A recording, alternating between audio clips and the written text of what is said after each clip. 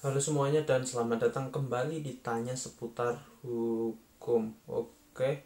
Dan untuk pembahasan kali ini kita akan membahas mengenai hak asuh anak ketika perceraian terjadi.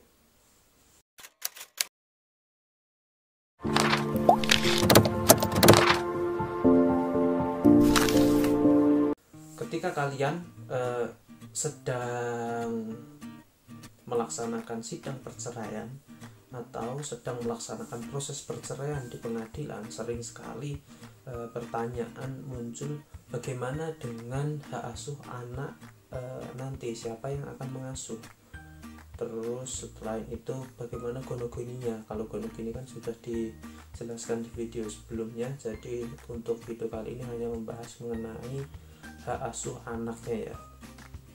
Walaupun keputusan nanti tetap diberikan mutlak hak prerogatif oleh majelis hakim, nanti ada landasan-landasan hukumnya ya. Jadi untuk landasan hukum mengenai hak asuh anak ketika perceraian itu diatur di kompilasi hukum Islam atau KHI ya, di salah satu pasalnya, di pasal 105, yaitu menyebutkan bahwa ini di KHI ya, kompilasi hukum Islam ketika kalian bercerai di pengadilan agama, karena yang paling banyak itu ya. Jadi di pasal 105 menyebutkan bahwa, bentar saya buka KHI saja ya, kompilasi hukum Islam. Pasal 105, dalam hal terjadinya perceraian, pemeliharaan anak yang belum muayyiz atau belum berumur 12 tahun adalah hak ibunya.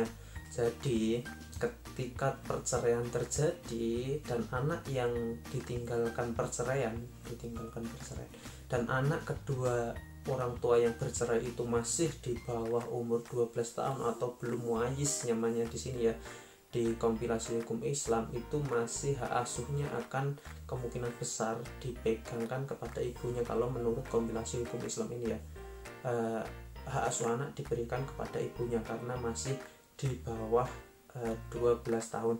Sedangkan di pasal 105 juga di huruf B menyebutkan bahwa pemeliharaan anak yang sudah muayyiz atau sudah 12 tahun diserahkan kepada anak untuk memilih di antara ayah atau ibunya sebagai pemegang hak pemeliharaannya.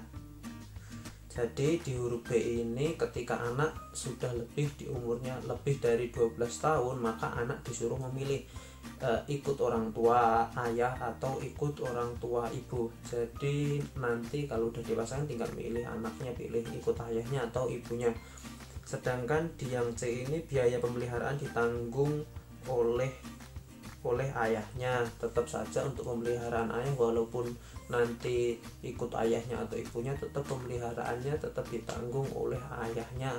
Tapi sebenarnya keduanya tetap juga menanggung ya untuk pemeliharaan anaknya tadi.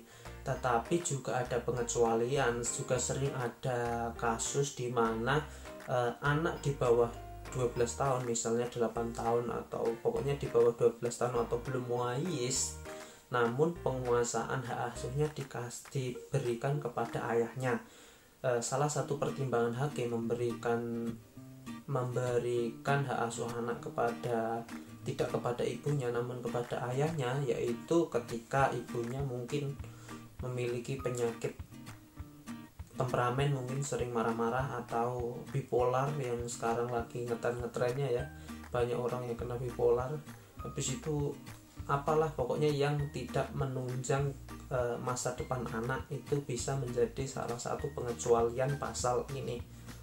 Oke, jadi kalau menurut kompilasi hukum Islam, anak di bawah 12 tahun akan ikut ibunya, sedangkan di atas 12 tahun akan disuruh memilih antara memilih ayah atau ibunya. Sedangkan ada pengecualiannya juga, tidak pasti pakem aturannya ini, namun nanti ada pertimbangan hakim, tergantung di surat gugatan, jawaban, replik, duplik pada saat sidang di pengadilan, atau fakta-fakta yang ada di pengadilan nanti. Mungkin ada faktanya bahwa ibunya bekerja sampai larut malam dan jarang di rumah, itu salah satu pertimbangan nanti hak asuh anaknya akan diberikan ke suami.